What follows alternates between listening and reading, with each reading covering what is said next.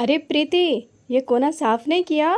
यहाँ मिट्टी मिट्टी से हो रही है, कमला देवी ने कड़क आवाज में अपनी बहू से कहा।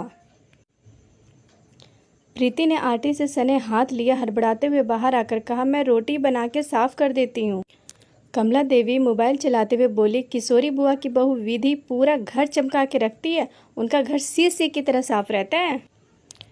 प्रीति बिना कुछ बोले रोटियां बनाने लगी। दोपहर को प्रीति के ससुर जी खाना खाने आए। प्रीति खाना देने लगी पर पानी देना भूल गई।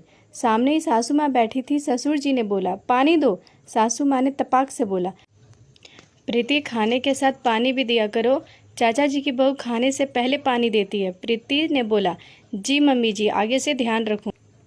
अगले दिन रोहित नहा कर निकला और उसने बाथरूम को ऐसे ही गीला छोड़ दिया। कमला देवी ने तुरंत अपनी बहू से कहा, रोहित के निकलने के बाद कपड़े से बाथरूम के टाइल्स को साफ कर दिया करो।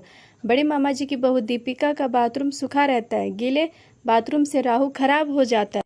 प्रीति ने बोला, मम्मी जी अभी तो रोहित जी का टिफिन तैयार कर रही हूँ, इसके बाद साफ कर दूंगी। रोहित के चले जाने के बाद कमला देवी और प्रीति बैठ के बातें कर रहे थे। तभी बातों बातों में कमला देवी ने बोला, अशोक मौसा जी की बहू पूरे घर का ख्याल रखती है, पूरे घर को संभाल लिया है, मौसी जी आराम से घूमती है, कोई टेंशन नहीं है। प्रीति बोली, आरती भाभी की शादी को 15 साल हो गए, आप भी पापा जी के साथ पास वाले पार्क में चली जाया कीजिए, आपका घूमना भी होगा और पापा के साथ 2-4 बातें भी हो जाया करेगी। 2 दिन बाद प्रीति को अपने सूट सिलवाने के लिए टेलर के पास जाना था। उसने अपनी सासू माँ से टेलर वाले के पास जाने की बात कही। कमला देवी ने तपाक से बोला, अरे सामने वाले की बहू तो खुद अपने हाथ से ब्लाउज और सूट सिलती है, अपने हाथों से कितने भी डिजाइन बना लो और कभी भी बनाकर पहन लो। कमला देवी ने तुरंत बात पलटते हुए बोला, नहीं, मैं तो बता रही हूँ कि अगर सिलाई आती है तो अपने घर में ही कपड़े सिल के आदमी पहन सकता है। प्रीति चुपचाप सुनकर चली गई।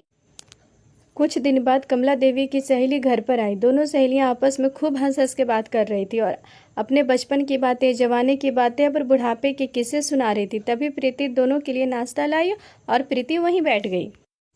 कमला देवी की सहेली ने प्रीति से पूछा, शादी को 1 साल हो गया है, घर कैसा लग रहा है? अब तो कम्मों की जिम्मेदारी कम हो गई होगी।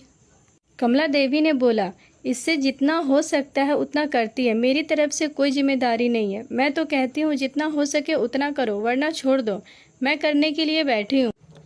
प्रीति यह सुन अपनी सासू का मुंह ताकती रह गई। कमला देवी की सहेली के जाने के बाद सासू माँ बोली, इसकी 2 बहुएं बहुत ही लायक है, बहुत ही समझदार है, पूरे घर की जिम्मेदारी अपने सर पर ले ली है और इसे पूरी जिम्मेदारी से मुक्त कर दिया। हाथ में बैठे बैठे खाना खाती है, पानी देती है और देखने में भी बहुत सुंदर है। सर्वगुण संपन्न घर की है, पर घमंड जरा सा भी नहीं है। खाना भी खुद बनाती है, कपड़े भी खुद धोती है और सास ससुर को हाथों हाथ सम्मान देती।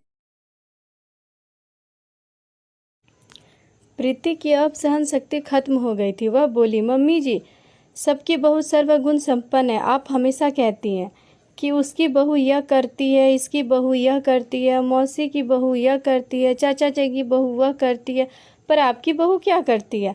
आपने कभी वह देखने की कोशिश की है? सिर्फ आपकी बहू कुछ नहीं करती है, आपको सिर्फ मेरे में कमियां ही नज़र आती है। मैं आपकी अपनी माँ की तरह सेवा करती हूँ, पर आपने कभी मुझे अपनी बेटी के रूप में नहीं देखा। मम्मी जी, आप मुझे बेटी ना सही, कम से कम मुझे बहू के रूप में तो देखिए। मैं क्या करती हूँ, कितना करती हूँ, यह भी तो देखिए।